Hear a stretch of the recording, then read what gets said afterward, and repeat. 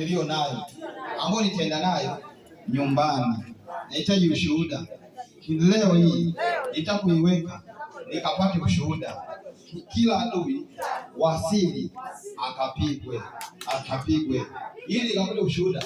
Nije hapa kesho nikiwa na mimi na ushuhuda, nishuhudie uhalisia wa haya maombi ya fimbo.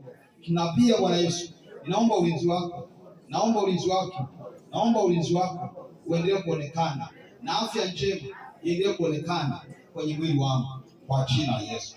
Kuanzia leo na kuendelea, nipe neema. Sio wapendwa, tumemaliza ibada muda si mrefu, na leo tumeanza na ibada ya fimbo ya upako, na nimewaambia yako mambo mengi mtaona. Wako wadudu mbalimbali kwa mpanya wa kichawi, nyoka wa kichawi na wadudu wengi ambao watakuja watakufa, wengine mtawaona kwa macho yenu. Na hapa madhabahuni yameshaanza kuzilika. Baada ya kumaliza na tukaanza kutoka, ushuhuda umeanza kuonekana. Utaona kama hapo kipengele hicho ambacho tutachokiona. Mungu akubariki sana. Amen. Karibu kesho, usikose saa 1 kamili asubuhi ibada. Hii ndo majibu. Na hapa kama unavyoona ni mlango wa kuingilia kwenye madhabahu. Na hapa ndipo mahali penye mlango wa kuingilia madhabahuni hapa.